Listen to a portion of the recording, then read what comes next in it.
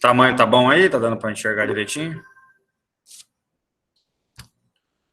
Bom, gente, então vamos lá. Hoje é dia 26/4/2021. Estamos iniciando aí mais uma aula da disciplina de Introdução à Ciência do Solo, né? Vamos começar aí mais uma parte da nossa disciplina. A aula passada a gente passou aquele vídeo, né, que era uma aula feita anteriormente, né, para vocês, que era basicamente o que a gente tinha a comentar mesmo sobre os processos específicos de formação do solo, né.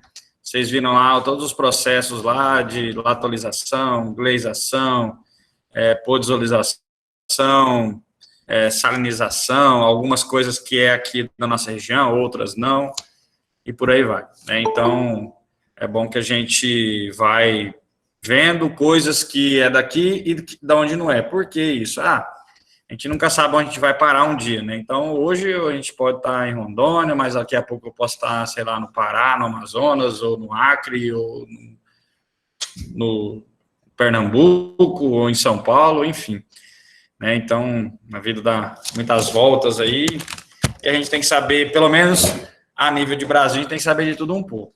Se estendendo pela América do Sul, não vai ser muito diferente alguns países aqui do entorno com relação a alguns solos, alguns, né?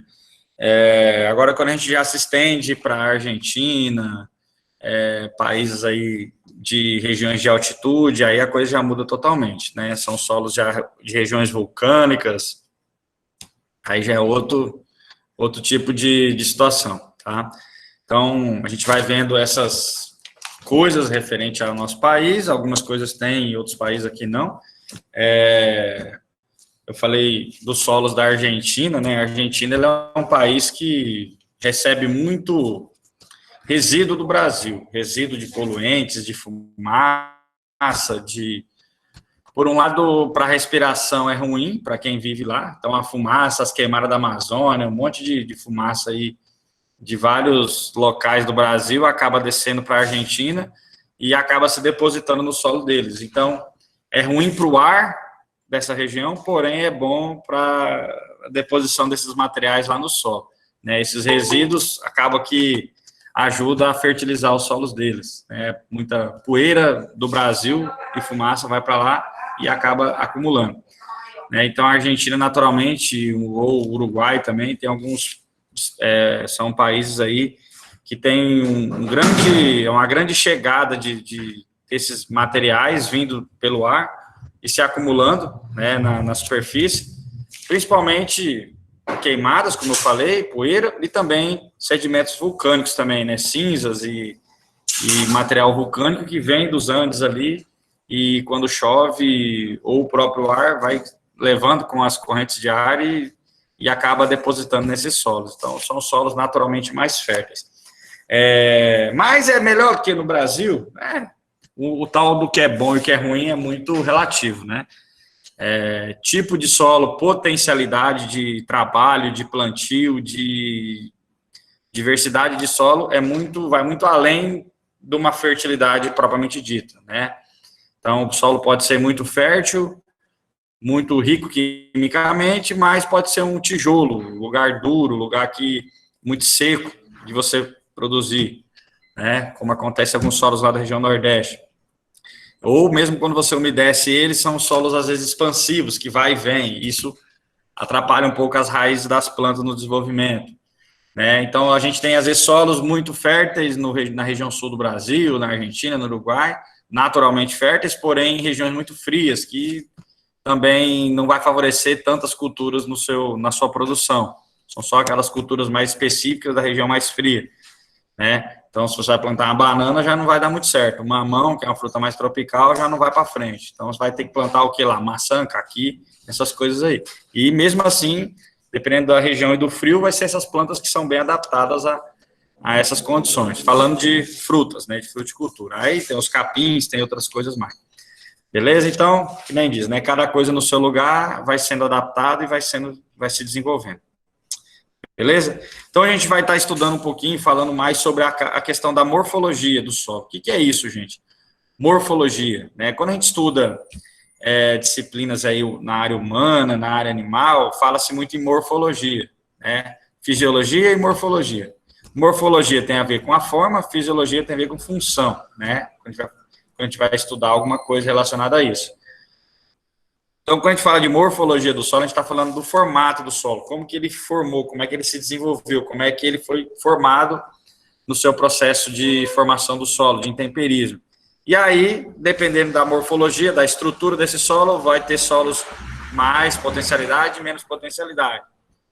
Eu digo para vocês que, às vezes, é muito mais vantagem a gente ter solos que são mais pobres quimicamente, e é o que a gente resolve, às vezes, com os adubos, os fertilizantes, é mais fácil resolver solos pobres quimicamente, mas com estruturação física melhor, onde a raiz da planta consegue crescer e se desenvolver sem nenhum problema, né? Do que eu ter um solo rico quimicamente, porém, cheio de pedra, cheio de argila aqui compactada, camada endurecida que não deixa a raiz infiltrar no solo. Então, isso aí são problemas físicos que o solo tem que acaba dificultando o crescimento da planta. E é mais difícil de resolver do que um problema químico, por exemplo, né? É melhor eu ter um solo profundo, bem desenvolvido, que a água infiltra beleza nele, que ele não encharca, que não tem muita pedra, que não tem nada que atrapalha, e a raiz cresça bonitinha ali, e seja pobre quimicamente, porque quando a questão é química, a gente coloca lá calcário, adubo e arruma esse solo quimicamente e ele fica produtivo, né? Eu digo isso pelos solos que antigamente eram solos ruins, se falava a nível de Brasil que era terra porcaria, né? E nós, como agrônomo, a gente pode chamar nenhum tipo de solo de terra ruim. Cada solo tem a sua potencialidade para uma determinada atividade agrícola, tá? Então, cada lugar vai ter a sua potencialidade. É isso que a gente vai comentar hoje. Bom, então, para a gente iniciar e falar e comentar sobre o solo, a gente tem que falar um pouquinho aí dos procedimentos, né? Como é que a gente faz para classificar um solo no campo? Então, a gente primeiro precisa de conhecer algumas formas de classificar esse solo para a gente poder entender um pouco do que está debaixo dos nossos pés, o que está abaixo de onde a gente está pisando, né? Às vezes você vai numa região, vai num determinado local, vocês viram lá aquele solo lá do processo de lessivagem, não sei se vocês lembram lá na aula lá gravada. Processo de lessivagem é um processo onde há uma translocação de argila do horizonte A para o horizonte B, né? Formando aquele horizonte E mais arenoso ali, que é característico dos solos, dos argissolos, né? E forma o horizonte B textural. Então, aquele tipo de solo é um solo onde houve translocação de argila do horizonte mais de cima lá para baixo, né? Então, primeiro ocorre uma dispersão dessa argila, depois ela desce com a água e se acumula mais embaixo. Esse é um processo natural, tá? De formação do solo. Então, se eu chego numa região, eu vejo um solo daquele tipo lá, provavelmente ele vai ser muito arenoso na superfície, né? Ou não muito, mas que seja mais arenoso na superfície e mais argiloso embaixo. E muitas vezes as pessoas, olhando só aquele solo por cima, acham que é um solo totalmente arenoso, né? Ah, aquela região lá só tem areião, lá não presta, não sei o quê, né? Lá é muita areia, né? Então, mas por que só está vendo por cima, não sabe o que tem ali por baixo, né? Eu digo para vocês que Rondônia, esses estados da região norte, são regiões extremamente ricas de tudo, de solo. Por mais que o solo seja o mais arenoso do mundo aí, ainda é muito melhor que solos de região litorânea aí, de lugar que é só areia pura mesmo, e mesmo assim o pessoal consegue produzir. Mesmo assim o pessoal planta hortaliça, planta de tudo um pouco, né? Então, existem regiões no Brasil aí, por exemplo, quando eu morei lá no Ceará, lá tinha lugar lá de solo extremamente arenoso, regiões de formações geológicas lá, de acúmulo de sedimentos arenosos, região próximo de duna de praia mesmo, e mesmo assim, e seco pra caramba, né, porque lá chove bem menos, e o pessoal consegue produzia lá alface, verdura de tudo quanto é tipo, produzia mamão, melão, fruto de todo tipo também, doce, bem, né, uma produção bem satisfatória. Então, tem solo arenoso, pobre quimicamente e sem água, né, sem água que eu falo de chuva, né, ou seja, tinha que ser irrigado. Então, gastava com irrigação, gastava com adubo, gastava com energia, com tudo, né? E produzia. E aí a gente tem em Rondônia solos arenosos, né? Às vezes nem tão arenosos assim, com chuva, com um monte de coisa, e o povo ainda fala que a terra não é boa, não presta. Não é boa porque sobra, né? Sobra recurso natural. E a gente só dá valor ao recurso natural quando ele falta. Por que a agricultura de Israel é uma das mais evoluídas do mundo, né? Porque eles viveram a vida toda trabalhando na escassez, né? Então, eles têm lá os melhores sistemas de irrigação do mundo, os melhores sistemas de produção em estufa do mundo. Por quê? Porque é sol, seco e sem água o ano inteiro, né? Então, eles têm que dar um jeito de produzir naquela região e consegue, devido à sua escassez. Tem pouco recurso e com o pouco que tem, consegue potencializar muito a produção, né? Reaproveitamento de água de esgoto, de água residuária de indústria, eles passam para o processo de limpeza dessa água, aproveitam na irrigação de novo e por aí vai, né? Então, são vários tipos de tecnologias envolvidas aí para conseguir aproveitar, né, e produzir da melhor forma. Beleza? Acho que eu vou colocar inteira aqui a postagem para depois, acho que não entrou mais ninguém, tá indo bem, né? Então, pessoal, quando a gente fala de observações, é o que a gente tem que fazer no campo para se classificar um solo, tá? Primeiro processo que a gente coloca aí é a questão das tradagens. Tradagem. O que é tradagem? Tradagem é um equipamento, é um trado, né, que você pega ele, parece uma broca, você vai girando e vai coletando solo em profundidade. Então, para se fazer coleta de solo, tanto para fins de fertilidade ou para fins de classificação, que tem duas coisas diferentes aí, a gente pode usar o trado e ferramentas simples aí também, né, enxada, coisa do tipo. Mas o trado, ele é bom que você vai girando ele vai entrando em profundidade e ele só vai fazer um buraquinho pequeno lá na área, né. Quem nunca viu um trado, depois eu posso mostrar uma foto aqui para vocês. A gente tem ele, inclusive, no laboratório de solos, né? Você coloca ele no chão e vai girando ele com o cabo, e lá embaixo ele tem tipo uma broquinha que vai rodando e vai captando o solo. Então, você consegue coletar solos até 1 metro de profundidade aí, sem fazer muita bagunça na área, né? Sem cavucar muito e tal. Só com aquele buraquinho que desce. Então, as observações aí que a gente tem que fazer na área, pode ser feita com trado, pode ser aberta uma trincheira, que aí já é um buraco maior, né? Uma profundidade maior, ou a gente pode também usar aí os barrancos, as beiras de estrada, os locais onde está mais fácil de olhar o perfil do solo, olhar aquela parede do solo. Vamos aumentar aqui o zoom. E quando a gente fala em beira de estrada, a gente está falando desses barrancos aí, né? Ou talude, né, o pessoal da engenharia civil usa esse nome mais talude, encosta, é tudo a mesma coisa, tudo é barranco.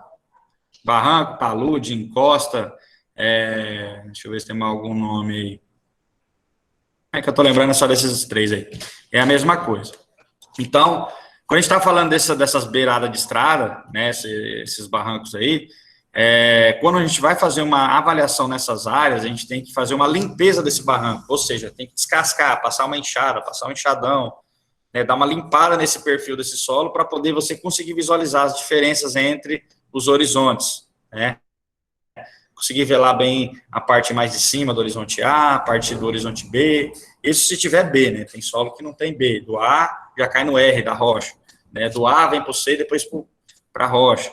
Então, tem aqueles solos mais completos, mais desenvolvidos, vamos dizer assim, né, com uma profundidade do perfil maior, com mais horizontes, e tem aqueles solos mais rasos, mais pouco desenvolvidos, com menor profundidade, com mais restrições físicas. Então, quando a gente vai fazer uma avaliação na beira de uma estrada, tem que dar uma limpada boa nesse perfil, ver se não tem nenhuma adição de material, fumaça, poeira, resto de capim, coisa que grudou ali, que está atrapalhando a visualização, então tem que limpar bem esse perfil e conseguir visualizar ele bem. Quando a gente fala de trincheira, a gente está falando disso aqui, né? É uma escavação, uma valeta, né? Que serve para vários motivos aí. No caso dessa trincheira aí, isso aí é um pé do que vocês acham? Que está aí, cortado. Aqui não apareceu nada, professor. Só está no primeiro slide. Para mim também não. Só no primeiro? Oxe, peraí. Porcaria, peraí. Então, vamos voltar a parada aqui. Deixa eu parar a apresentação. Não vai ter jeito, não. Tem que fazer do esquema antigo mesmo. Apresentar a tela inteira. Compartilhar.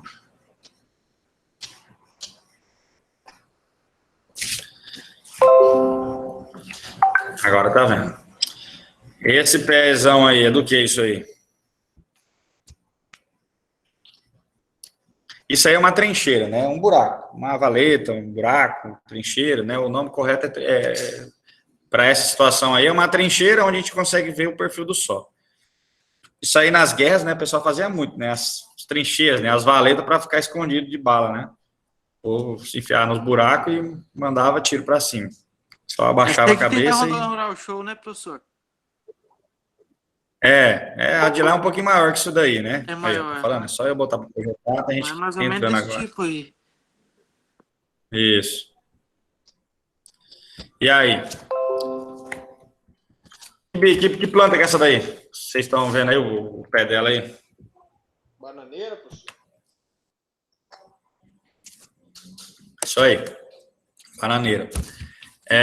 A bananeira, essa daí é uma planta que foi feita uma avaliação, né, nesse trabalho desse Garcia aí.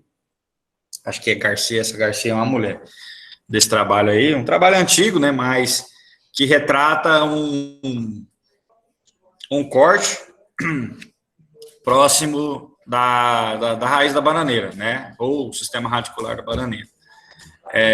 Qual foi o objetivo desse estudo aí? Foi avaliar o solo, né, ver até onde a raiz da bananeira chegava, até qual profundidade. Esse estudo foi aprofundado, né, com esse objetivo, e, claro, ver se alguma coisa ali do solo estava atrapalhando o crescimento dessa bananeira e tal. Então, a ideia desse estudo foi isso daí. Se a gente observar aqui, né, a gente consegue ver raiz da bananeira até mais ou menos aqui uns 70 centímetros de profundidade. Tá vendo aí? Ó? Isso aqui já é raiz de outra coisa que está aqui. De alguma planta que estava ali, morreu, ficou a ponta dela aí. E aqui toda é raiz de bananeira, ó. 70 centímetros, tem um fiapinho de raiz aqui ainda. Né? Porém, a maior volume de raiz está aqui, né? Nos primeiros 30 centímetros de profundidade aqui, ó. 20 a 30 aqui, é onde tem mais raiz. De 0 a 30 centímetros, né? Dos 30 até os 50 já dá uma diminuída, e uns fiapinhos depois dos 70 centímetros lá para frente, né? Então, raiz da bananeira tem essas características, né? Você vai ter raízes mais grossas inicialmente e raízes finas que estão buscando nutrientes ali em profundidade, né? Raiz grossa geralmente já é uma raiz mais velha, já dá mais sustentação. Claro que ao redor dela vai ter raizinha fina também, que vai estar captando mais nutrientes, mas de modo geral, raiz grossa ajuda a sustentar a planta em pé, né? E raiz fina é o que está ali captando, né? Sugando ali os nutrientes do solo para a planta, tá? Bom, aí a gente observando aqui, tem aqui o rizoma da bananeira, né, que é o caule verdadeiro dela. O caule da bananeira é isso aqui, ó, é o que está debaixo do solo aqui, ó, que é um caule horizontal, né, que a gente chama. O que está aqui para cima é folha, tá? Bananeira não tem, o que a gente está vendo não é caule, é folha. É um pseudocaule, é um falso caule, tá? A parte de cima da bananeira aqui é tudo folha enrolada, né? Então, todo mundo já deve ter arrancado um pé de banana na vida aí, cortado e visto, que é um monte de, né, folha entremeada, né? Parece uma esponja. Aquilo ali é o pseudocaule, ou falso caule, né? A gente olha de longe, não é um caule, é um pseudocaule. Vocês já devem ter visto isso aí em botânica, né? Para quem já viu botânica aí. Professor Josiane. Isso. Quem já viu botânica aí com a Josiane já deve ter visto isso aí. Quem não viu ainda vai ver, vai falar sobre essas plantas aí. Então, a bananeira tem essa característica aí, né? Ela tem um caule rastejante aqui, horizontal. Rastejante não, caule horizontal. E aí, dele sai essas pontas para cima aqui, que são folhas que sim vão ficar tudo enroladinho uma com a outra. A gente chama de pseudocaule. Inclusive, tem gente que, quando corta, vai lá, corta o cacho da bananeira para vender, né? que faz, geralmente? Vai lá e corta no pé da bananeira o caule e joga no chão, né? O pseudocaule, no caso. Não é esse o procedimento que o pessoal faz bastante? É ou não é? Uma coisa boa de fazer é pegar essa bananeira e não cortar embaixo no pé, cortar em cima só a ponta, só para você matar ela. Você degola ela pelo pescoço. Porque aí que acontece, ela vai morrendo de cima para baixo. Aí os nutrientes que tá lá na ponta vão descendo e vão vir para outra planta vizinha, para a filha dela, no caso, né? A banana é que nem gente, né? Ela tem uma mãe, que é a avó, que é a mais velha, vai ter a mãe que tá ali no meio e a filhinhazinha, que é um brotinho que tá nascendo lá embaixo. Mãe, filha e neta, né? Aí você corta a mãe lá, e daqui a pouco tem uma filhazinha que tá brotando e já tem outro brotinho embaixo também, já saindo, que é a neta. Então, quando você corta, né, você tira o cacho daqui, você corta lá a ponta dela lá em cima, os nutrientes da planta mãe vai para a planta filha aqui, né, passa de uma para outra. Então, provavelmente essa aqui mais grossa é a planta maior, essa aqui já do lado já é uma planta menor, né, que vai produzir a próxima produção, vamos dizer assim. E provavelmente atrás dela deve ter um outro brotinho menor que vai ser a neta, né. A mãe, a filha e a neta devem estar por aí escondido. E aí, gente, o nutriente sai daqui e vem para cá, né? Então, isso já ajuda bastante a nutrir a planta. Ah, mas se eu cortar aqui no pé, não vai passar o nutriente? Vai, mas só que aí vai ter que apodrecer aquele caule todo, vai ter que aquele nutriente passar por processo de decomposição todo, então demora mais. Mas vai também, né? Só que demora mais. E aqui, cortando em cima é mais eficiente do que cortar no pé embaixo, tá? É melhor. Bom, e o solo, né? A gente vê que esse solo aí, ele tem uma profundidade aqui em torno de 1 metro, né? Foi cortado aqui o perfil. Ele, aparentemente, é um solo que não tem restrição física, né? A gente observa, não tem tanta pedra, não tem...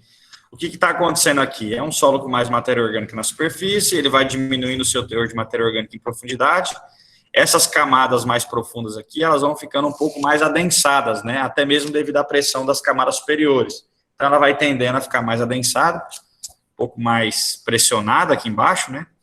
Mas nada que seja ruim, né? Que vai atrapalhar o crescimento de uma raiz aqui para baixo. Não vai mais porque lá para baixo já começa a ficar menos, os recursos são menores, né? Menos nutrientes, talvez menos água.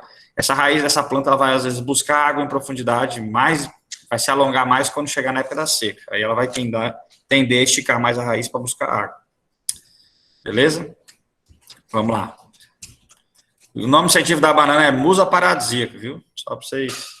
Tem planta aí que tem nome de garota de verão. Musa paradisíaca, né? É o nome científico dela. Bom, vamos lá. Então, quais são os procedimentos que a gente usa para fazer avaliação no campo, né? Para se classificar um solo. Então, para a gente estudar os solos, de modo geral, a gente... principalmente em beira de estrada, em barranco, o que a gente tem que fazer? De modo geral, você chegou na beira de uma estrada, quero fazer a classificação de um solo, quero tentar saber que solo que é aquele.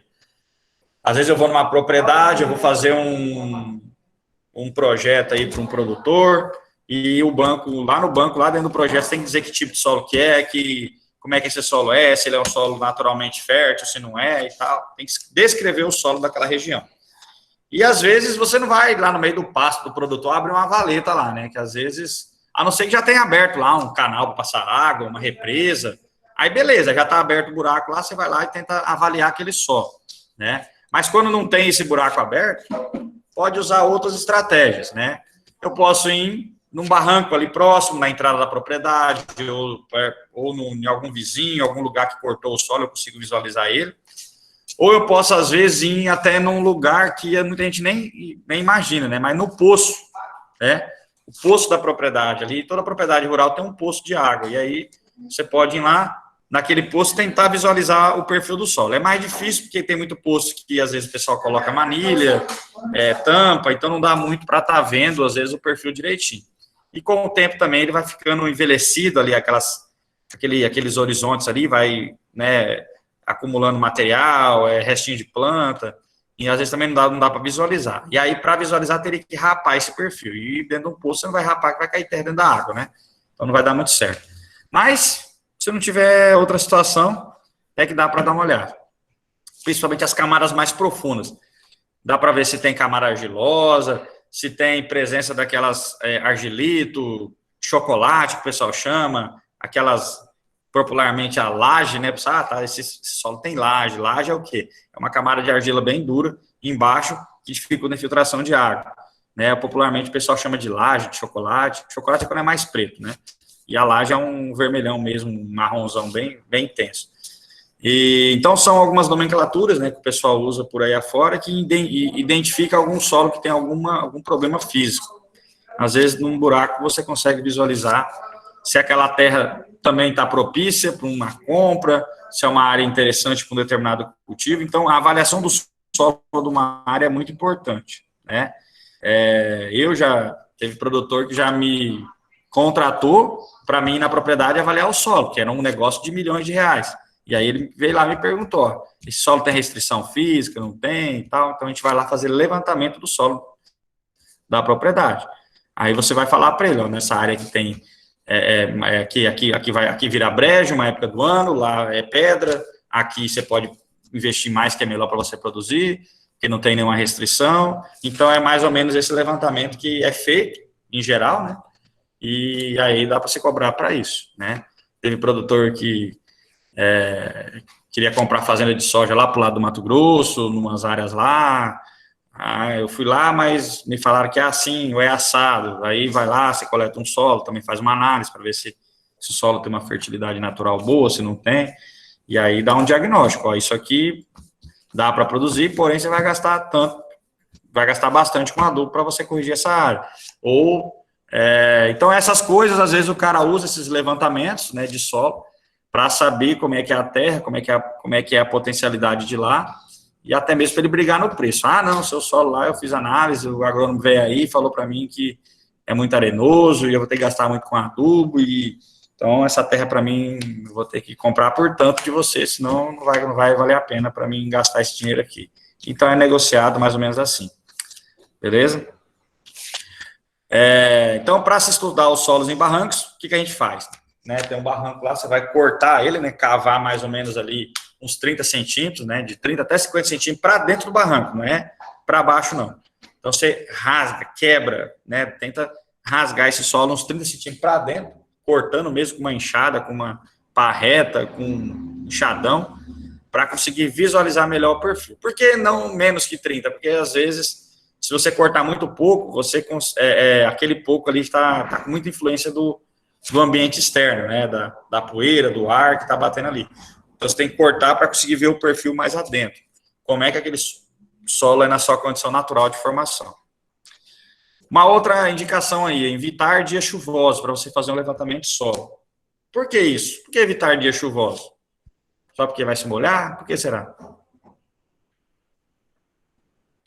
que vocês acham?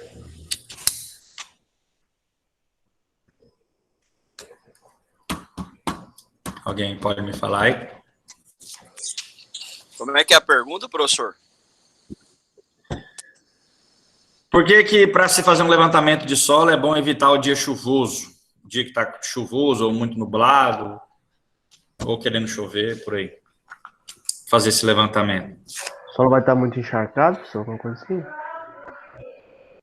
Dificulta a visualização do perfil do solo ou não? Tipo, devido à umidade? As duas coisas juntas aí que vocês falaram, né? O excesso de umidade, porque está chovendo, então a umidade deixa a cor do solo mais escurecida, né? Em razão da água, então você dificulta a visualização das diferenças de cor. E a diferença de cor é que a gente consegue visualizar onde está um perfil e onde está outro. Por exemplo, quando muda do horizonte A para o B, né? Então é uma situação, né? A visualização da cor do solo. Com relação à umidade e também num dia chuvoso, tende a estar mais escuro, né? Então isso também dificulta a visualização da cor. E claro, quando a gente vai fazer esse levantamento, né? Tem que coletar solo para levar para o laboratório, para ver e tudo mais, e aí com o solo úmido também atrapalha um pouco essa coleta, vira lama, não fica um negócio muito legal, não. Aí tem que botar para secar e tal. Então, se não tiver outro jeito, né, fazer o quê? Você já, às vezes, vai se deslocar aí 200 quilômetros, tem que fazer aquilo lá num dia, E aí acaba fazendo na chuva mesmo, né? Ou num tempo não tão bom. Mas a recomendação é evitar. Se deixar para outro dia, ou fazer qualquer outra coisa um dia antes, para depois no outro dia, na hora que der um sol, vai lá e faz o trabalho, do que fazer isso em dia chuvoso. Uma outra recomendação aí, ó, separar. Deixa eu tirar um pouco do brilho do meu computador, tá meio claro demais. Pode até ficar mais escuro minha cara agora, senão acaba com as vistas. Separar os horizontes tendo-se como base as variações de cor, que a gente acabou de falar, né? Então, ver a diferença de cor, de textura, pegar no tato, apertar, ver como é que está essa textura, se o solo está mais arenoso, se está mais colento, que aí é um indicativo que está mais argiloso. Mas só que também nem sempre o solo está, por estar mais colento no dedo, né?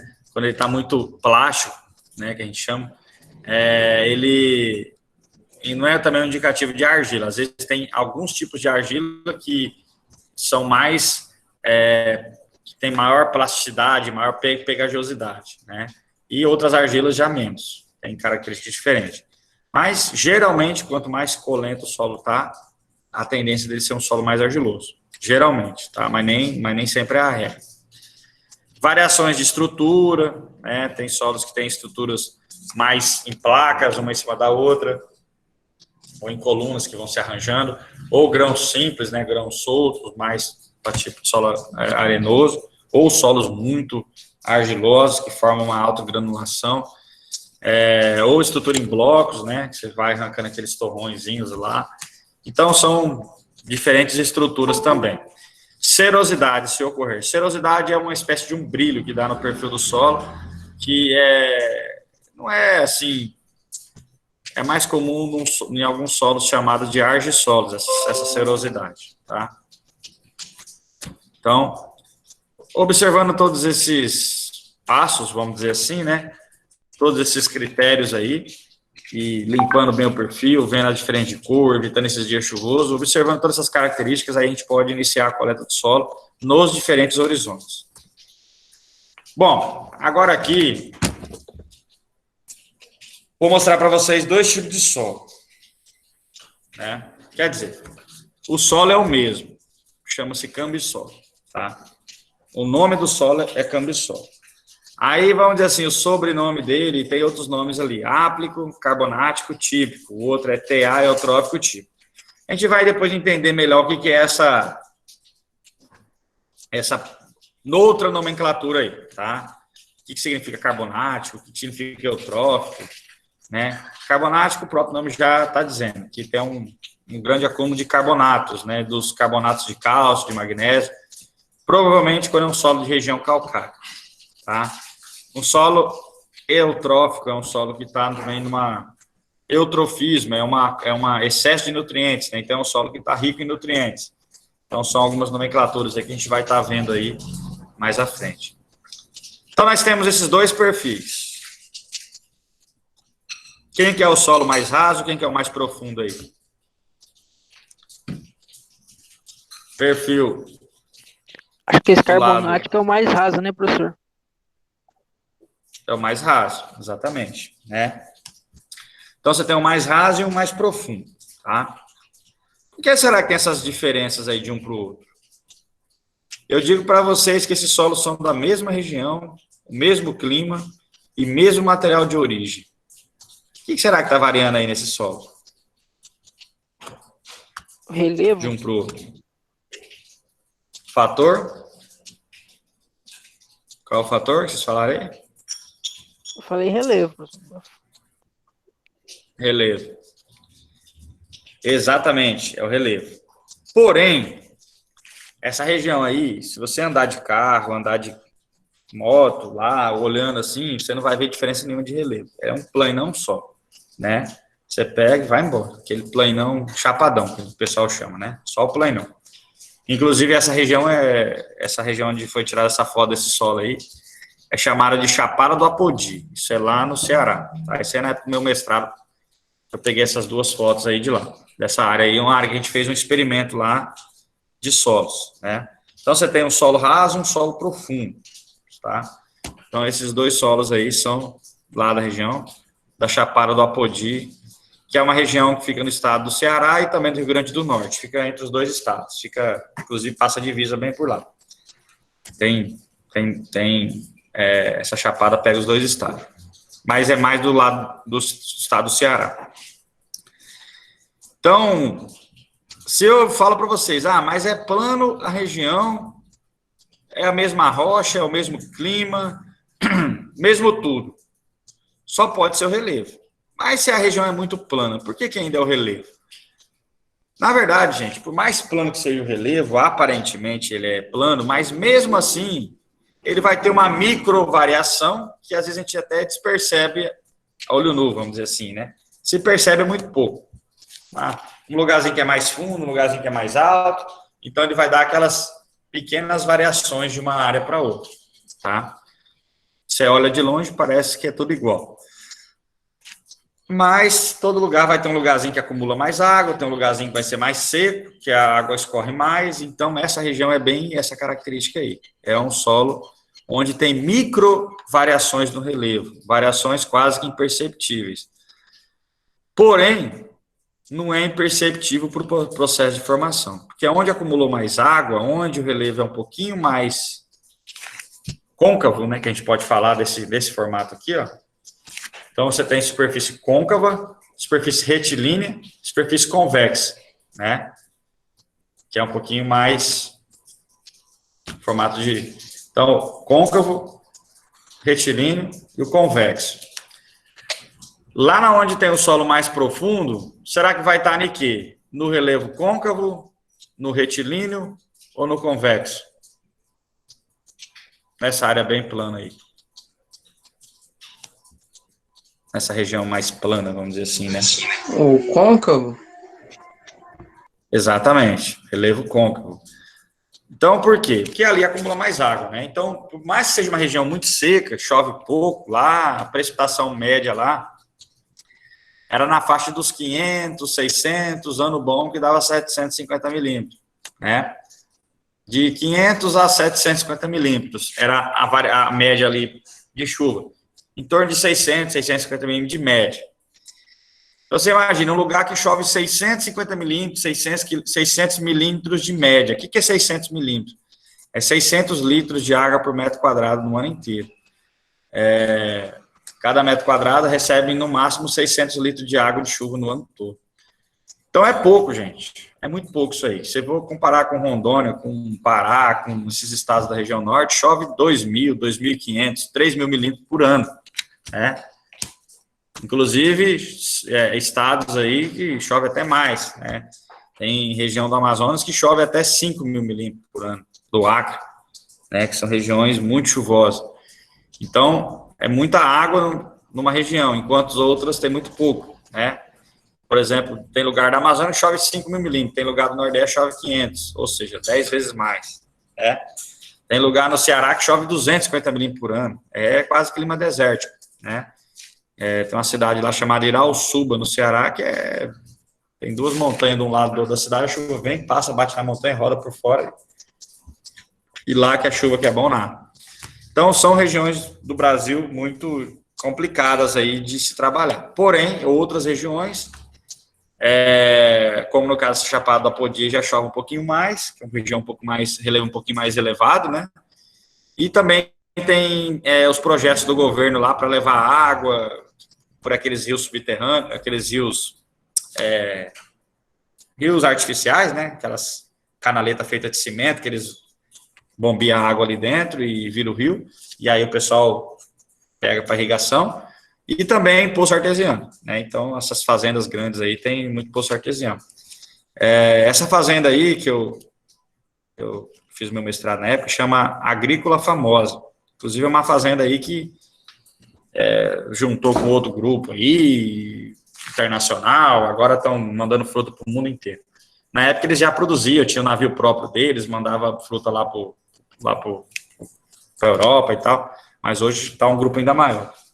E aí, na época do estudo, né, a gente fez esse levantamento de solo lá nessa área dessa fazenda, e então a gente tinha todo o apoio, né, porque a própria fazenda tinha o interesse de saber como é que eram os solos dele em profundidade, para eles saber quanto que eles produziam, e produzia banana também, nessa área aí, era banana e melão, né? Bom, banana e melão. Onde será que é melhor de plantar banana, onde será que é melhor de plantar melão? Então, gente, se a gente for analisar, até então eles não sabiam disso aí. E eles tinham os dois tipos de solo, o solo mais profundo e o solo mais raso. Mas isso era imperceptível olhando por cima. Eles não sabiam disso, olhando por cima. Olhando por cima era tudo uma terra só, né? Mudava um pouquinho a cor, mudava um pouquinho em algum lugar que ficava mais alagado, alguma época do ano, outro lugar secava mais fácil. Então, essas regiões aqui onde o solo era mais profundo, né? Aqui, por fato de ter sido intemperizado, chove pouco, mas o pouco que chovia, ali dava um certo acúmulo ali ao longo do ano. Então, esse perfil do lado direito aqui, ó, ele sempre estava mais úmido ao longo do ano. Isso favoreceu o quê? A degradação da rocha dele. Ele também tinha uma rocha igual essa aqui embaixo. Mas como aqui sempre tinha mais acúmulo de água, o material de origem foi se desfazendo, né? Então, aqui nós temos o horizonte A, que já cai no B, e aqui já é o C e a rocha, né? Esse aqui já é um saprólito, já um material, já praticamente já está encostando na rocha. A rocha dura mesmo está um pouquinho mais para baixo. Mas já é um tipo de material muito impermeável, dificulta a penetração de raiz, e já é um negócio meio complicado de se conduzir aqui, né? Então, a profundidade efetiva desse solo, o que é profundidade efetiva? É profundidade de trabalho, onde eu consigo explorar mesmo. É somente até aqui uns 50 centímetros, ó. 50, 60 no máximo. Porque para baixo dos 70 aqui, ó, já começa a cair nesse material mais duro, né? Enquanto esse aqui não, esse aqui, ó, você vê que até 1 metro de profundidade, ó, tá 1 metro bem aqui, ó. É um solo que é quase que igual de cima e embaixo, tem pouca diferença, né? Da superfície até mais embaixo. A cor aqui é uma cor de solo mais intemperizado, um vermelho amarelado, uma cor mais diferenciada. Já aqui é um marrom diferente, já um outro tom, é mais escurecido, um pouco diferente.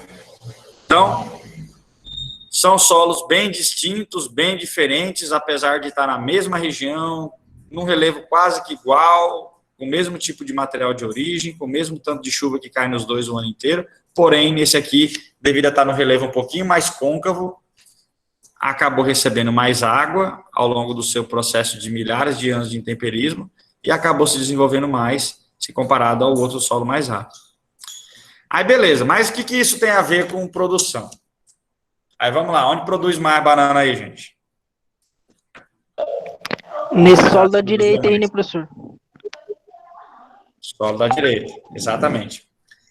Aí, gente, só para vocês terem uma ideia, esse solo aqui, quimicamente, ele era até melhor do que esse, tá? A química desse aqui era um pouquinho melhor do que esse aqui. Não muito melhor, mas um pouquinho melhor, tá? Aqui tinha mais cálcio, tinha mais magnésio, tinha mais potássio, tinha mais tudo. Aqui tinha um pouquinho menos de tudo isso, mas também não era um solo pobre, que é uma região que tem solos naturalmente férteis lá. O problema daí é a falta de água mesmo, seco, né? Região que chove pouco. Mas, como tem irrigação, então o problema estava resolvido, de falta de água. Aí, o que eles faziam lá? Eles faziam muita fertirrigação, então eles irrigavam, né? A banana consome muito potássio, muito nitrogênio e tal, então a irrigação deles era o quê?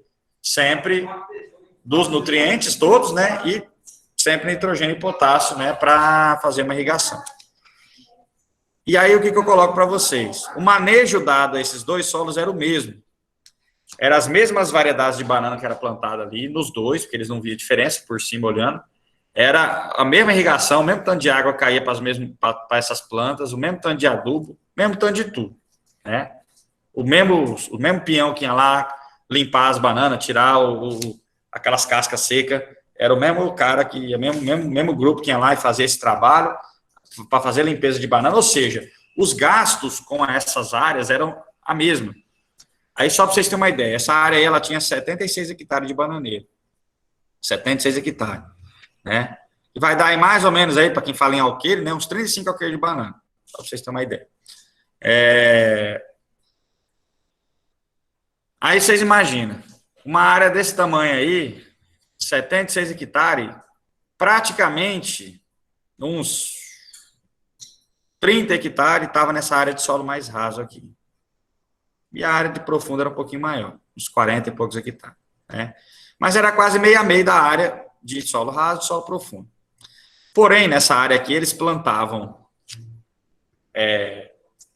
eles tinham lá banana e melão, né? Nessa área, nesses 76 hectares. A área de melão mesmo era uma área menor, acho que uns 5 hectares só. O resto era tudo banana, tá? Mas mesmo assim, uma área muito produtiva. E aí eles estavam abrindo uma nova área lá, né? Limpando com a esteira, quebrando lá umas caatingas lá, para plantar mais banana e mais melão. Acho que era mais melão, inclusive. Banana a área já estava bem grande. Acho que era mais melão. E aí, a gente observando essas áreas lá, tá? Só para vocês terem uma ideia, como aqui produzia mais, recebia os mesmos tratos culturais, mas aqui produzia mais, essa área aqui, ela produzia, se não me engano, 58 toneladas por hectare. Acho que é lá na minha dissertação de mestrado, que eu fiz dessa área aí, a gente fez o corte da banana, fez o levantamento, pesou as bananas, nos dois solos, para ver a diferença, né? Pegamos as plantas, avaliamos o crescimento de raiz, avaliamos tudo, né? Qual planta estava melhor. Então, a planta no solo mais profundo estava mais desenvolvida, tinha mais raiz, consequentemente, se tem mais raiz e raiz buscando mais nutriente, né? Acaba que tinha mais nutrição. Então, se eu tenho mais raiz, é que nem diz, né? A planta está com mais boca, é mais boca comendo. Mesmo que eu tenho menos nutriente, mas eu tenho mais boca buscando. Enquanto do outro lado, né, no solo raso, eu tinha mais nutrientes, só que menos raiz. Então, menos boca atrás de nutriente. Então, automaticamente, você tem uma planta menos produtiva. E a diferença, eles não faziam esse levantamento, eles sabiam que na outra área lá parecia que produzia menos, mas eles não tinham esse acompanhamento. A gente acompanhou isso aí durante o ano todo. E a gente observou que na área de solo profundo chegava até 58 toneladas por hectare de bananeira. 58 toneladas, gente. Se você pegar a produtividade de Rondônia, é em torno de 15, 20 toneladas por hectare. Lá eles produziam 58 nessa área de solo profundo. E mesmo assim, na área de solo raso, chegava a 40 toneladas por hectare. Dava uma diferença aqui, ó, dessa área para essa aqui, de 18 toneladas, 18 mil quilos por hectare. Muita coisa, né? Daqui para cá, 18 mil quilos de diferença. Tudo por causa do solo. Não era por causa de maus tratos de uma área para outra, não era discriminação nenhuma com uma área com a outra. Era tudo igual que era feito. Ou seja, o custo de produção dessa área era igual ao dessa. E essa aqui era muito mais rentável, né? 18 toneladas. Eu lembro que a gente fez as contas na época, acho que o quilo da banana era 60 centavos que eles vendiam. Dava coisa de 9 mil reais, se não me engano. 9 mil reais por hectare de uma área dava mais do que a outra. 9 mil reais. Então, isso pagava muitos custos, né? Muito custo de peão, de funcionário, de tudo.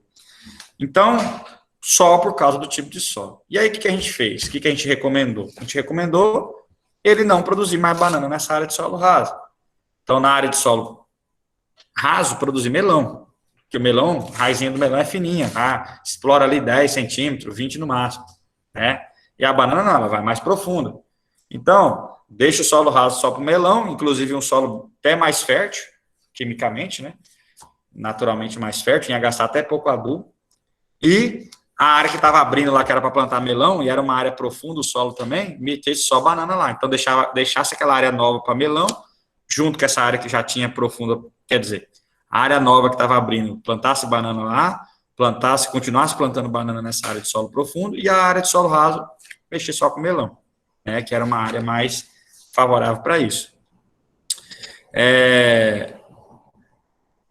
Então, concluiu o estudo, né, e eles conseguiram fazer isso, né, potencializou a produção de banana no solo profundo, onde ganhava mais, e essa área que nunca tinha visto melão, eles arrancaram, cortaram as bananas daqui, ia começar o corte, né, essa bananeira deles, acho que estava segundo, terceiro ano, era até um bananal novo, bonito, porém, eles viram que era melhor mesmo deixar quieto, produzir só banana aqui, porque aí 18 mil quilos por hectare é muita coisa, né? Era cada 2 hectares dava quase 3 do outro, né? Se pegar aí 60 toneladas, cada 2 hectares já dava 60 mil quilos, e na outra 40, então tinha que ser, era quase 3 para 2, né? Tinha que ter 3 desses para 2 desses. Então, não, vamos trabalhar aqui. Mesmo assim, essa área aqui ela era muito rentável ainda, né? Mesmo assim, ela era muito rentável, porque a produção dela, cuja produção dela era, se não me engano, eles ficavam lá em torno de mais da metade, ainda era lucro nessa área aqui, e essa aqui é muito mais rentável. Bom, então, seguindo aí, com relação aos horizontes diagnósticos, né? Então, quando a gente vai fazer uma avaliação de solo, existem alguns horizontes que são aqueles horizontes que dá nome ao solo, que a gente chama de horizonte diagnóstico, é aquele horizonte que está ali na superfície, é o horizonte A, o B costuma ser o horizonte diagnóstico. Por que o B?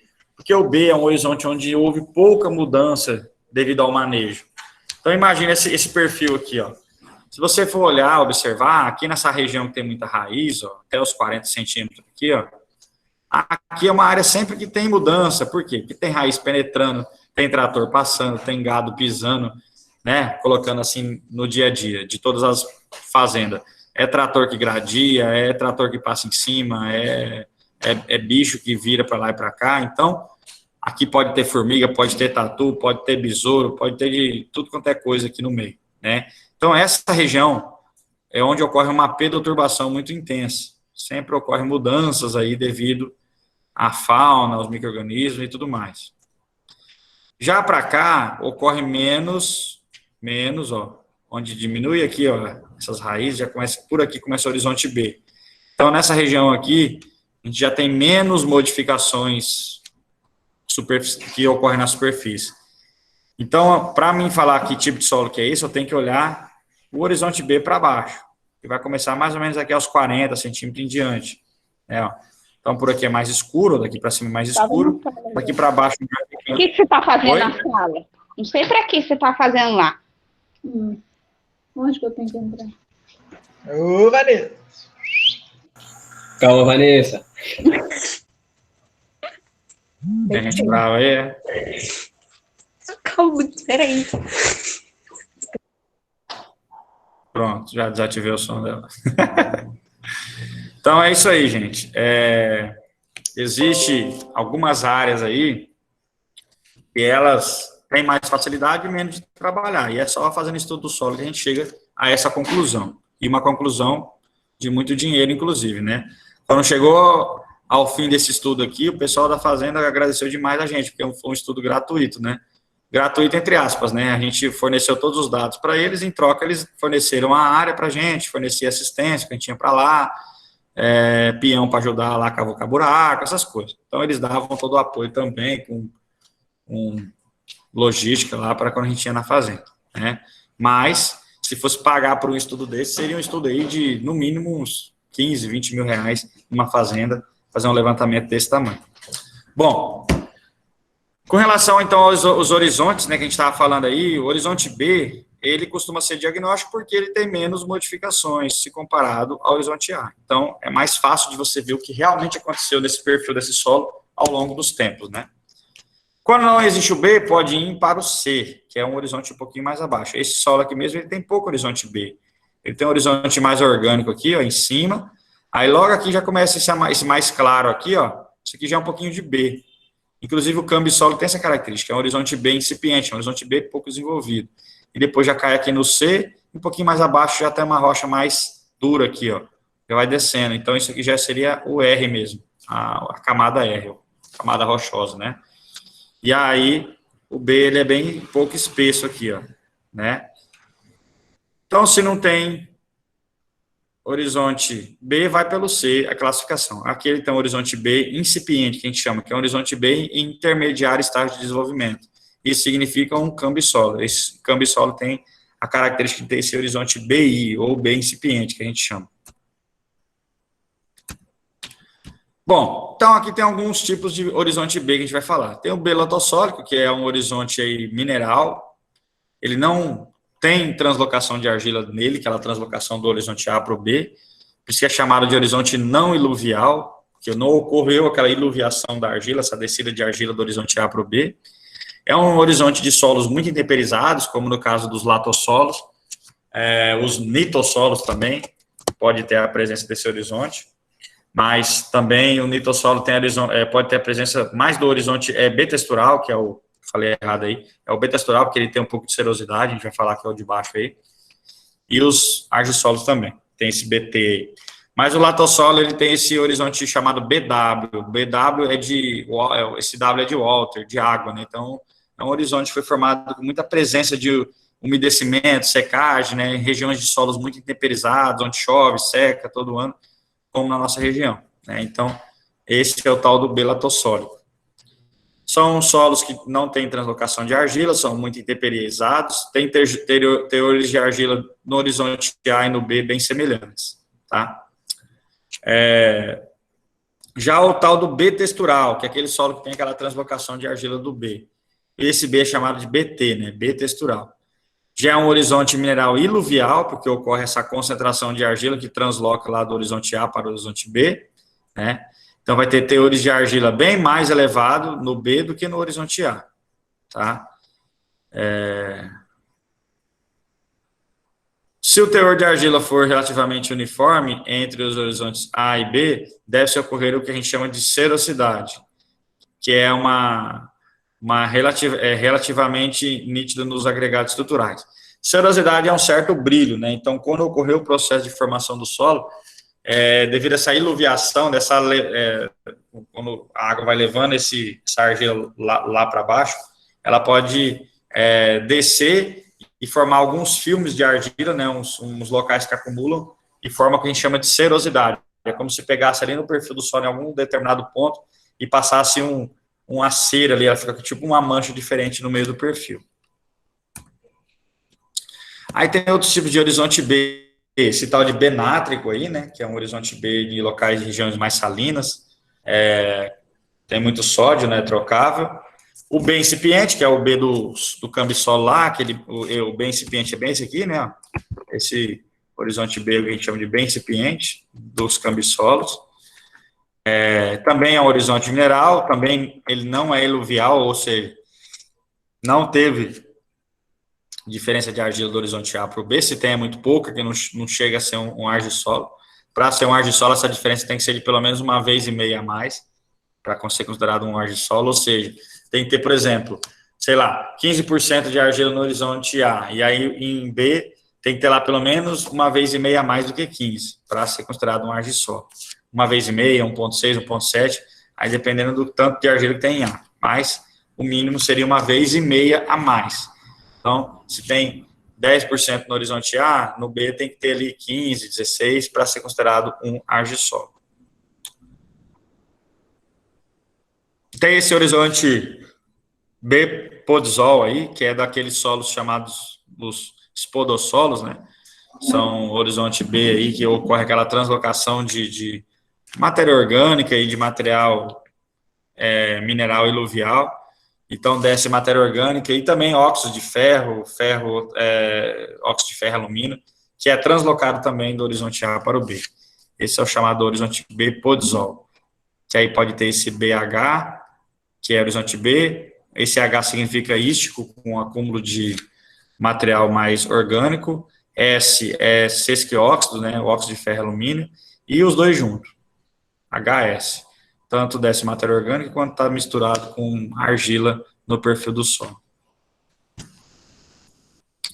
Bom, vamos falar um pouquinho agora sobre a cor do solo, né? É uma sensação visual que se manifesta na presença da luz. Por isso que eu falei para vocês, a gente não pode fazer uma avaliação do perfil do solo num dia meio escuro, meio nublado, chuvoso, né? Porque o tempo está mais escuro e aí você não vai visualizar essa cor tão direito. Né? A gente só observa as cores por causa das luzes, né? Se não fosse a luz, a gente não tinha a observação das cores. Basta você apagar uma luz à noite, né? Apaga uma luz da sala, do quarto, você não vê nada no quarto. Então, basicamente é isso. De dia, tá lá o solzão iluminando, né? A nossa estrela maior, o refletorzão lá de Deus lá, mandando luz. Então, você vê a cor por causa dessa iluminação. Se começou a tampar, já começa a ficar diferente a cor que é visualizada. Então, a cor é a sensação visual que se manifesta na presença da luz. Ela vai refletir a quantidade de matéria orgânica de um solo, se ele é mais escuro, o tipo de óxido, se ele tem tons mais avermelhados, alaranjados, que são tons dos ferros oxidados, né? Além da classe de drenagem do solo. Quando o solo é pouco drenado ou ele tem muito acúmulo de água, muito brejo que ele vira e tem aqueles tons acinzentados, que é aquele processo de glazeação que vocês viram lá na gravação. E aí, pessoal, para a gente falar um pouquinho mais da cor, só que a gente vai falar um pouco mais disso aí na aula que vem, a cor do solo, a gente identifica ela com base na carta de Munsell, tá? O que é essa carta de Munsell? É um livro, tá? É igual esse aí, ó, essa página que vocês estão vendo aí, ó. E ele serve para a gente identificar a cor. Então, você coloca, por exemplo, pega um torrãozinho de solo lá do perfil e coloca ali por trás daquele livro. É um livro aberto, ele tem... Livro aberto não, ele é um livrinho mais ou menos desse tamanho assim, ó. E as páginas dele, eu falo aberto porque as páginas dele são furadas, não aberto, né? É um livro normal, parece um livrinho pequeno assim, só que cada página dele ele é mais ou menos do tamanho da tela do meu computador mesmo, que eu estou projetando para vocês aí, o tamanho do livro, né? Então, desse tamanho mais ou menos aí. E todo quadradinho daquele ali, ó, né? Toda a cor que vocês estão vendo ali, dá para você colocar o torrãozinho de solo por trás, que aquele buraquinho branco que vocês estão vendo ali, né? É um buraco vazado, ele não... porque do outro lado tem talvez uma folha branca, alguma coisa que está visualizando um branco aí. Mas, na verdade, são buracos para você pegar e colocar um torrão de solo aqui em cima e comparar a cor. Você pega um torrãozinho, você bota aqui, essa cor tá mais para essa, mais para aquela. Não tá nenhuma das duas, vem mais para cá e tal. É um solo mais escuro, aí você bota mais ou menos essas cores mais aqui para frente. Então, é para identificar a cor. Então, você coloca lá em cima desse livro, carta de Munsell, aí você anota essa cor, que nem aqui, ó, essa aqui é a página 10YR, tá? A gente vai falar melhor sobre isso aí depois. YR é porque esse solo tem Y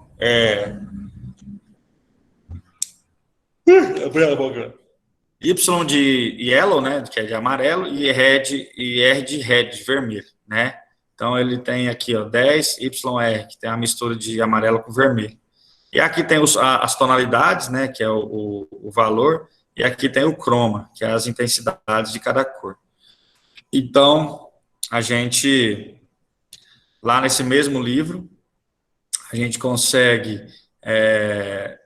folhear as páginas e ver qual é o nome da cor desse solo e escrever o nome dele. Aí, você pega essa informação, 10, vamos dizer que deu um solo bem por aqui, ó. Deu bem nessa cor aqui, ó, né? Geralmente, vai ser o de cima, né? Então, se você deu nessa bolinha aqui, o meu torrão deu igualzinho essa cor aqui. Aí você vai olhar. Eu estou na página 10, YR. A minha cor, ela é uma 7, ó, 7. Está na linha do 7 aqui. Na coluna do 2, ó. Então, vai ser um 10, YR, a página. 7/2. Tá vendo? Barra 2 aqui, ó. 1, 2, 3, 4, 5, 6, 7, 8. Então, 7... Vamos dizer que deu aqui, né? 7/2. Então, essa cor 10YR 7/2, eu vou olhar lá numa página que me diz que cor que é esse solo. Marrom avermelhado, cinza claro, não sei o quê. E aí você coloca a cor lá, escreve e classifica. E aí, depois que a gente faz a classificação do solo, né, tem alguns tipos aí, né? Atributos de um latossolo vermelho, escuro, ácrico, ou atributos de um podisólico vermelho e amarelo. Então, são dois solos que foram identificados, né, na tabela de Munsell, onde identificou que esse solo aqui é um vermelho e amarelo, então serve para classificação, esse nome do solo, a cor do solo serve inclusive para a sua classificação. Então, esse aqui é um podisólico, esse nome aqui é antigo, tá, gente? Já não existe mais. Esses solos chamados podisólicos, antigamente, hoje são os argissolos, tá? Argissolo vermelho e amarelo, e aqui é um latossolo vermelho escuro ácrico, né? Então, é um tipo de solo mais escuro, porém ele é ácrico, que é uma condição de solos bastante intemperizados, essa questão do ácrico. Então, a cor aqui deu uma cor vermelha, e aqui uma cor amarela, tá dizendo aí. Bom, aí na próxima aula a gente entra na parte de textura do solo, tá? Textura do solo. Aqui, só voltando aí na parte de matriz, né, da cor do solo, né, então, como eu estava falando, o matiz refere-se à combinação dos pigmentos, né, da cor vermelha e vermelho e amarelo, como está ali na carta de Munsell, ó. Matiz é isso aqui, ó, 10. Combinação entre as cores vermelho e amarelo, né? Tons maiores. Então, para cá tem mais amarelo, para cá está mais vermelho. Para cá está mais claro, menos matéria orgânica, para cá está mais escuro, tá? Então, aqui a gente consegue visualizar os tons, né? Mais amarelo, mais vermelho, né? Umas aqui dá mais laranja, outros já dão mais amarelo. Aqui já dá umas cores meio rosa, vermelho mais claro, né? E aqui já é onde você escurece ou enclarece a cor. Menos cromo e mais cromo, tá? Então, matiz, refere-se a... Esse livro, professor, é fácil ou não? Cara, esse livro, ele tem dele no IFRO, cara. Quando eu dou aula presencial, eu costumo pegar emprestado lá, porque ele é um livro muito caro. A gente até tentou comprar ele na faculdade, o pessoal do IF tem, né? Faculdade lá o professor lá, o Fernando Rebouças, ele me empresta, que ele é gente boa lá, a gente tem uma relação boa. Foi até meu professor na época de graduação. E aí a gente faz essa aula prática com a carta de manso, né? Porque ele empresta. Eu já tentei comprar, na época era $1.500 esse livro aí, já o dólar na época de R$3, já dava R$4.500, hoje eu nem sei quanto é que tá. Se for olhar na internet aí, pode até ser que baixou, não sei, que o dólar subiu muito, né? Mas... Oi? Eu achei aqui por Tá pesquisando aí? 3 mil? Ah, então tá mais barato agora, porque na época $1.500 dava 4.500. Que eram uns 3 e pouco, eu lembro que eu pesquisei faz tempo. Não era 1.500 não. Acho que era $500, então dava R$1.500, é isso. Era R$1.500. Hoje tá em 3 mil, então tá dentro. Na época era Mas, 500. tipo, Hoje vai dar isso mesmo. eu acho que não dá para imprimir, tipo, na tonalidade do livro, não, né? Não dá. Não dá porque você pode até, sei lá, levar numa gráfica e tentar imprimir. O problema é que aquelas cores lá, ele não é uma cor em cima de um papel, é como se fosse uma louça. Por isso que ele é caro, é tipo uma pedrinha que tem aquela cor, uma loucinha. Então é tipo uma pecinha, uma pecinha colada ali naquele papel duro, um papelzinho bem resistente, duro, e aí você vem com o solo e cola por trás. Por isso que ele é caro, porque ele é uma louça com aquela tonalidade de cor, tipo uma cerâmicazinha, né? Pensa num pedacinho de cerâmica, é tipo uma cerâmicazinha grudada ali, e tipo aqueles amostruários de cerâmica que a gente vai ver nas lojas por aí, os caras têm aquela cerâmicazinha com os pedacinhos e tal, pra você ver a cor, o que você quer e tal. E aí, ele é o livro, aqueles pedacinhos né, e ainda é uma folha bem resistente, que é uma folha que você leva para o campo, às vezes molha, às vezes suja, você passa um pano em cima e a bicha é tipo uma folha meia plástica, assim, um negócio para aguentar o pau mesmo, né, para não estragar fácil. Por isso que justifica o preço caro desse livro aí, que é uns R$3.000 hoje. Na época era $500, né, como eu falei, o dólar estava uns 3 e pouco, dava R$1.500, hoje está quase 6 o dólar, né. Então, por isso que está nessa faixa dos R$3.000 aí. 500 vezes 6, 3 mil. É o que está aí mesmo o preço. Beleza? Então, é isso aí. Se a gente conseguir fazer uma aula prática, né, que a gente vai tentar fazer lá na área da Rondônia Rural Show ainda esse semestre, vamos fazer lá num sábado aí, talvez daqui um mês, mais ou menos, antes da nossa última prova, a gente vai fazer, aí eu vou ver se eu pego emprestado para a gente fazer esse levantamento lá. Beleza? Ou até antes desse tempo aí. Aí só todo mundo de máscara, lá é lugar aberto, não dá nada.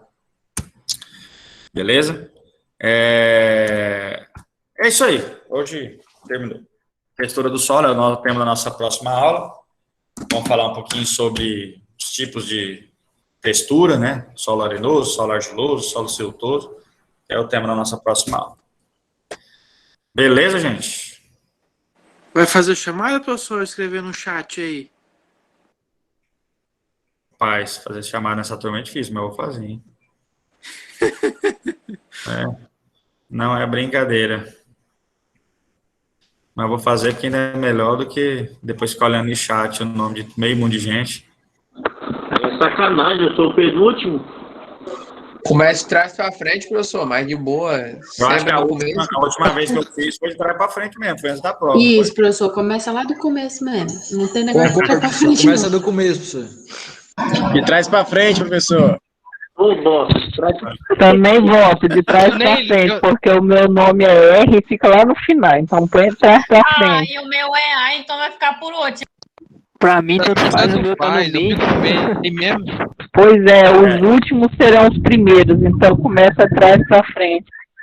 Ô, professor, faz o seguinte, pega um de cima e um de baixo. Como é que é? Aí os do meio tá lascado. Pega o de cima e o de baixo. Não, sai fora, vai confundir o professor. Professor, uma aula você faz certo e depois e na próxima aula você faz de baixo pra cima, de trás pra frente. Não, A beleza. última aula eu Então, fiz você vai chamar pra daí. cima. Agora acho que vai ser de cima para baixo mesmo, normal. Que a última aula eu lembro que eu fiz de baixo para cima. Aí depois foi a prova. Aí depois na outra aula, ano passado, a gente não teve chamada, né? Que foi a gravação lá, mas aí a presença é a atividade mesmo. E aí agora vamos tocar a viola de cima para baixo mesmo. Tocar a viola do jeito que tem que tocar, né? De cima para baixo. Canhoto que toca ao contrário, né? Vamos lá. Diário de classe, digitação, tá. Vocês viram lá que assumiu a nota da PES de vocês, né? Mas depois apareceu de novo. Sim, professor, tá tudo ok agora, ficou tudo jóia lá.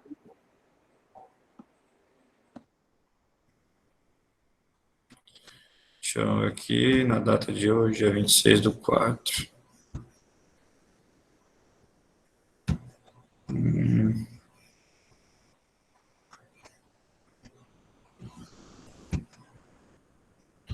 Aula prática.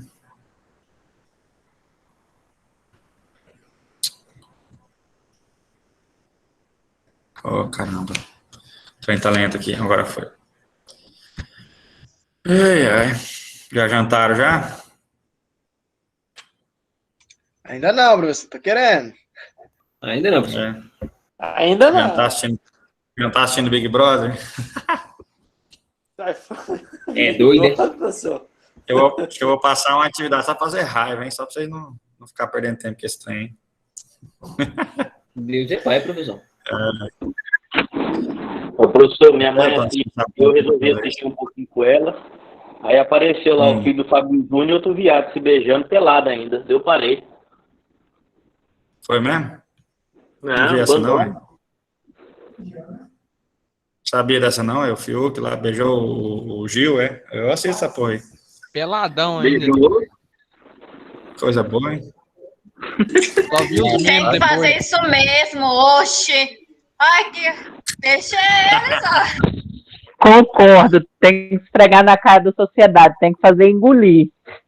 Deixa o povo ser feliz, né? É Vamos mais lá. 2 mulheres sobrando, então. Eles não estavam pelados mesmo, eles estavam tampando a parte íntima, então pronto. Concordo com o William, hein? Concordo com o William. A concorrência é grande, né? Vamos lá. Adriano Rodrigues. Presente, professor. Aline da Silva. Tá aí ou não?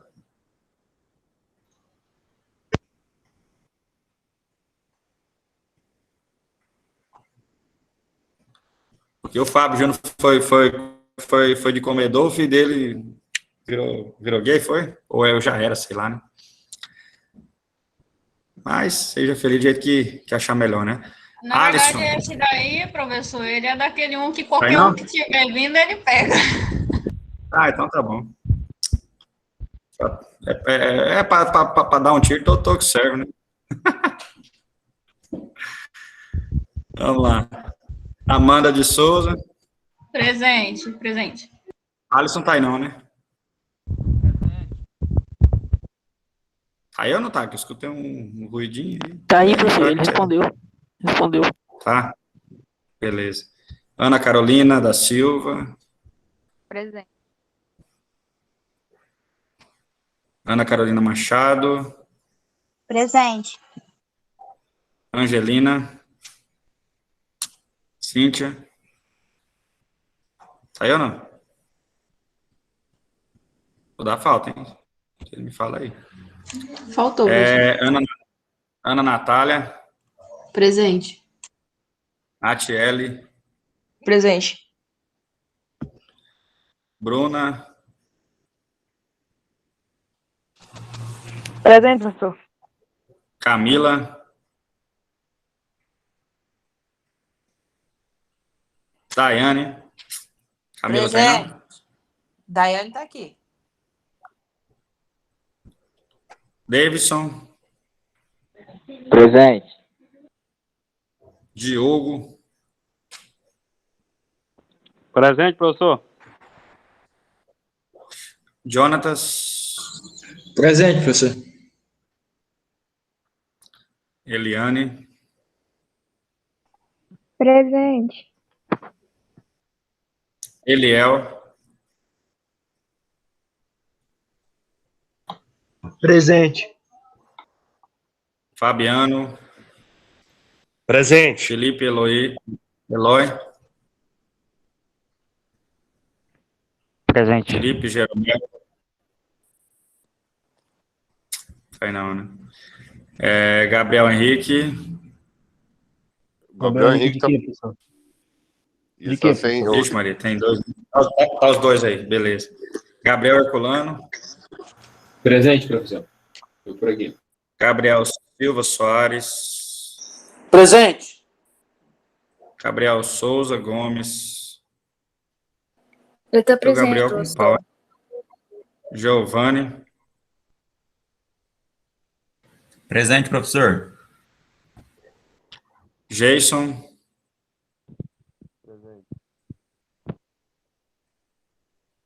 Chesiel.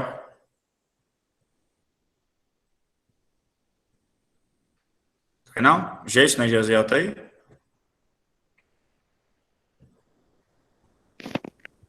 O jeito respondeu, professor. Quem? Jason ou Gesiel, tá aí? Jason. Tá. Gesiel, tá onde? Tá aí não? Gesiel é falta, né? Gilberto. Presente, professor. Gisele. Presente, professor. Guilherme. Qual deles? É tu mesmo. Guilherme Fonseca. Presente. Gustavo. Presente. Humbert. Gustavo tá aí não? Humbert Teixeira, tá aí?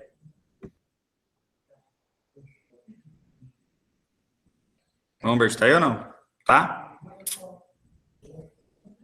Ivanildo Maia. Toma aí, professor. Janderson. Presente. Humbert não tá aí não? Eu escutei uma voz de alguém naquela hora, mas não sei se é do Humbert, se era do Gustavo. Eu acho que é do Deixa eu ver, Gustavo. tem uma coisa no- Gustavo. Tá. Vamos lá. Beleza. Então tá certo. Vamos, Gustavo, tá com falta aqui. Deixa eu tirar então. É o Humbert que não veio. Janderson já chamei, né? Presente, aham. Jefferson Alves. Respondeu no chat, professor. Jefferson de Paula. Toma aqui, Alan, toma aqui, presente. Jefferson de Souza. Tá aí não? Jefferson de Souza. Respondeu no chat. Jonathan. Tá. João Vitor. Presente. Josué. Presente. Juliane. Presente. Caroline. Caroline tá aí? Kelly. Presente. Caroline tá aí não, né? Respondeu no chat? A Caroline não, mas a Kelly sim, professor. Ah, tá. Beleza. Continuando. Kelvin. Presente. Kathleen. Presente. Larissa. Presente. Professor, Larissa Nascimento. professor, Pode falar. sua chamada por ordem alfabética lá ou não? Tá, em ordem crescente, alfabética. Meu nome é Kleber. O K não apareceu não falou não. Ah, eu pulei, verdade. Meu também é Jonathan, não Kleber, apareceu não. Jonathan? Isso. Verdade. Não, mas tá aqui. Ah, tá, beleza, não tá certo. Jonathan, né? Deixa eu ver, Larissa. Larissa Cavalcante respondeu, né? A Larissa Nascimento que não tá aí, né? Então, Kleber presente. Sim. Nascimento, Larissa Nascimento faltou. Leonardo Barbosa.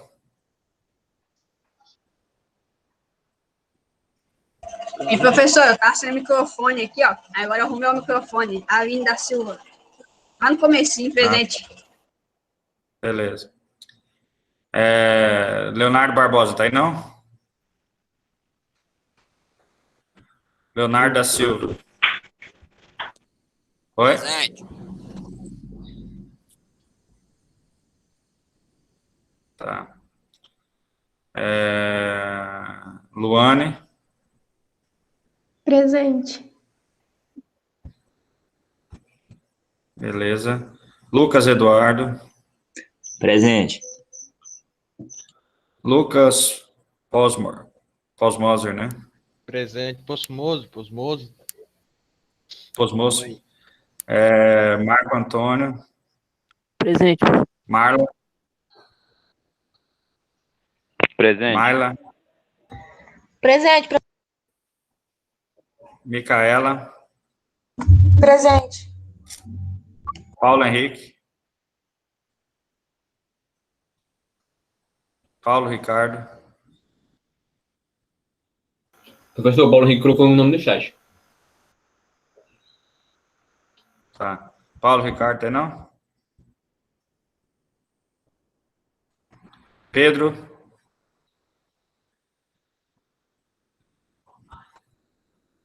Pedro Luiz, tá não? Poliane. Presente. Rafael Lopes. Presente. Quem terminou pode sair. Quem Raul. já chamou pode sair? Pode. Ah, tá.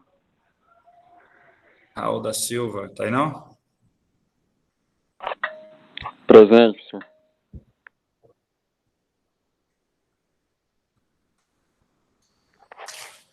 Eu não lembro do Pedro se respondeu. Pedro Luiz respondeu.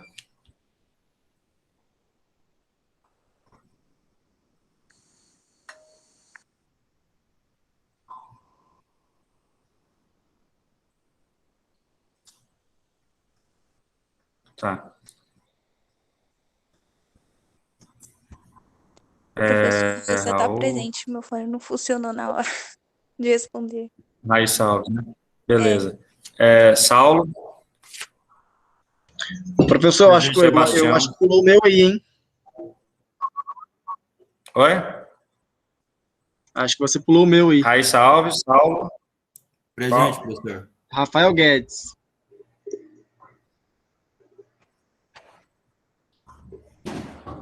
Rafael Guedes. Rafael Lopes aqui, ué.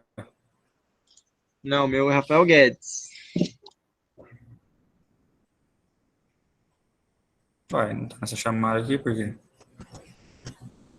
Vamos acabar aqui pra dar uma olhada se tá em algum lugar. Ô, professor, deixa eu falar pro senhor. Eu sou a Mara, só não tô no meu Gmail. Não tá aparecendo meu nome aí, tá, professor? Mas o senhor conhece minha voz, né? Conheço. Demais. Sebastião. Tá aí? Stephanie. Presente, professor. Sebastião, tá aí não? Tábada. Presente, professor. Tainara.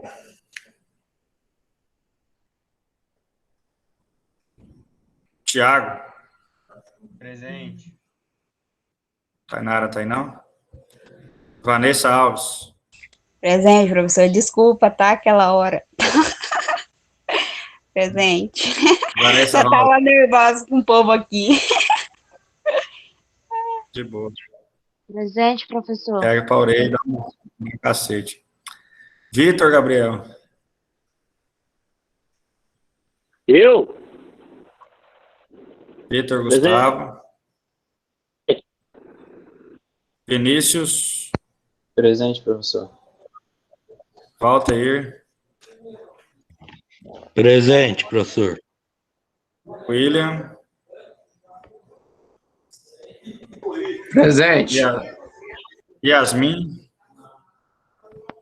Presente, professor. E Yuri. Presente, professor. Beleza. E professor? Quem que eu falou que eu não sei? Oi. Victor Gustavo está presente. Vitor. Como é que é o nome? Gustavo.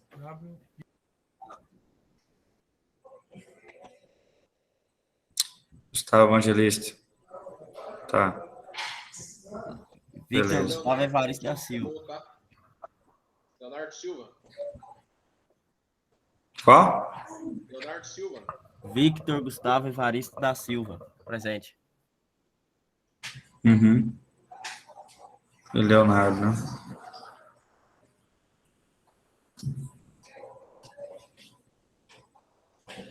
Aí o senhor me chamou, eu acabei colocando meu nome no chat, tá? Mas tô presente. Uhum. O que faltou aqui foi Leonardo Barbosa, que tá aqui, falta. Eu botei. Acho que é isso aí, né? Rafael falou o que aí? Rafael Guedes? Não tô vendo o nome aqui, deixa eu ver. Deixa eu olhar direito.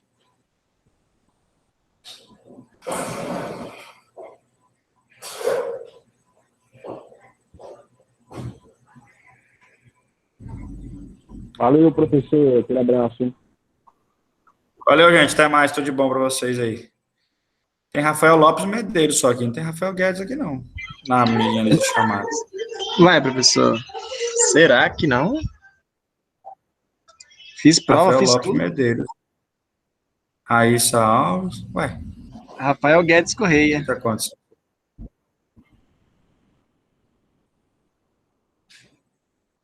No Blue tá aparecendo tudo direitinho lá, as coisas suas? Tá, né? Aparece tudo certinho lá. Nota, tudinho. Deixa eu salvar aqui, pra ver direito esse trem. Às vezes é tanta gente que o trem até se esconde atrás um do outro. Rafael Lopes Medeiros. Seu Rafael é normal, escreve normal, não tem negócio de Não, tem dois moagem não. F, esses...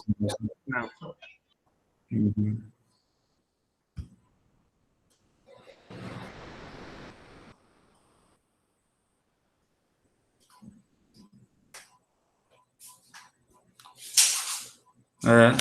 Tá aqui não, Rafael Lopes só. Mas tá aparecendo lá no Blue, tá tudo beleza. Alguma coisa que deve ter, sei lá, o que aconteceu aqui, que eu não tô vendo. Não tô entendendo, não. Mas se semana que vem não tiver de novo, nós vemos o que é. Não, beleza então, professor. Beleza? Fez algum bug aqui. Mas tá, beleza então, gente. Até mais aí, tudo de bom pra vocês. Valeu, Boa professor, boa semana noite. aí. Uhum. E vai lá, assistir televisão. Hoje eu vou dar tarefa pra vocês, não. Fica de boa. Até mais. Aí, professor, aí sim, dá Aí pra sim, gente é do valor, beber, professor. Valeu. Boa noite. Valeu, Alan. Tudo de bom. Valeu, Rick. Até mais. Tudo de bom.